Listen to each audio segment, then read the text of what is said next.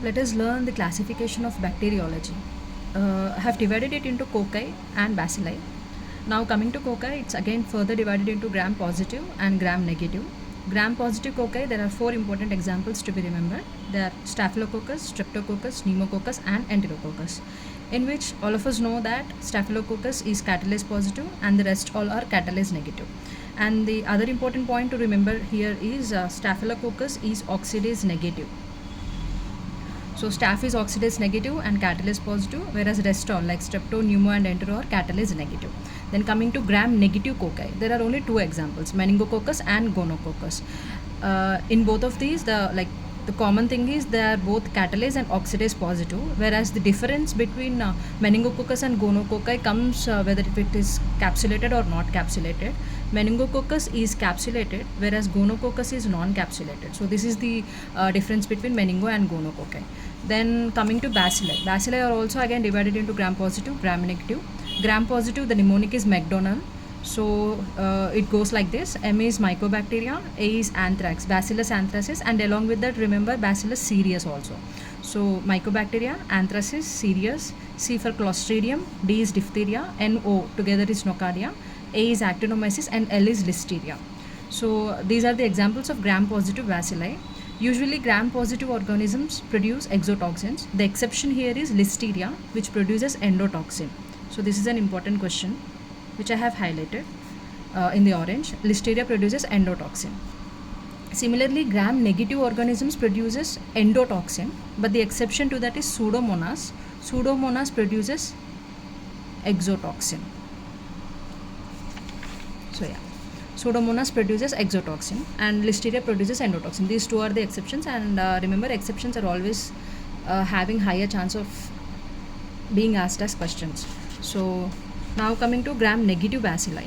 Gram negative bacilli, the important family under gram negative bacilli is Enterobacteriaceae, and some remaining individual examples are also written here. So let us discuss about Enterobacteriaceae first.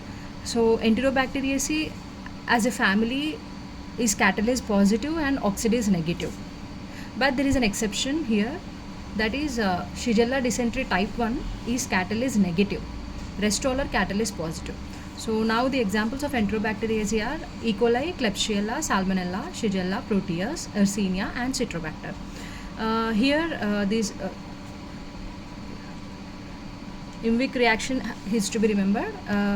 E. coli is positive, positive, negative, negative, whereas Klebsiella is negative, negative, positive, positive. Like these two are the important examples when we talk about Imvic reactions.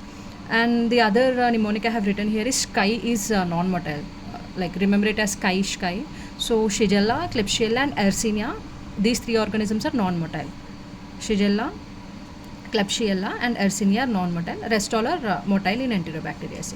And coming to individual examples of gram negative bacilli, here it goes like Vibrio, Pseudomonas. The exception we have learnt is Pseudomonas produces exotoxin being a gram negative organism. Campylobacter, H. pylori, Bordetella, Brucella, Haemophilus, Rickettsia and Chlamydia. All these organisms are oxidase positive. We have learned that Enterobacteriaceae is oxidase negative, whereas the individual organisms under gram negative bacilli are oxidase positive. So this is about briefly about the classification of bacteriology. And coming to a few important questions that are asked usually are what are the acid fast organisms? The mnemonic is my nose is cold and hot. My is mycobacteria, nose nocardia, E is isospora, C for cryptospora, cyclospora and H for hooklets of hydatid. Then comes the mnemonic for catalase positive organisms, which goes like capillase, which is Candida, Aspergillus, Pseudomonas, Staph aureus, Listeria, S for Serratia and E for E. coli. These are the catalase positive. Remember it as capillase. Now coming to capsulated organisms. Capsulated organisms, the mnemonic is Panicker.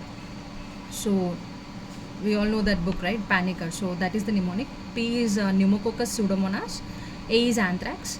N is Neisseria meningitidis. I have already told you that difference between gonococcus and meningococcus is capsulated and gonococcus is non-capsulated. Rest all you cannot differentiate between them. I is influenza, C is Clostridium perfringens and Butyricum. It's not botulinum, it's Butyricum, and Klebsiella and Yersinia. So here I have highlighted anthrax because usually the capsule is made up of polysaccharide, but Bacillus anthracis capsule is made up of polypeptide. This is an exception and the most potential question.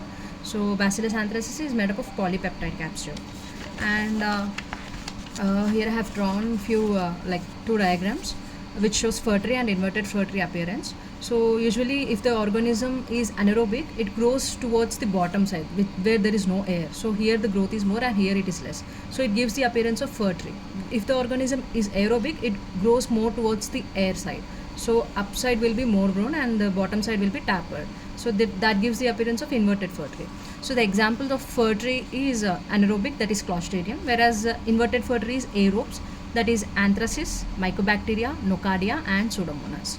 So I have tried to compile the important examples and their exceptions and the characteristics of bacteria here. Yeah, thank you.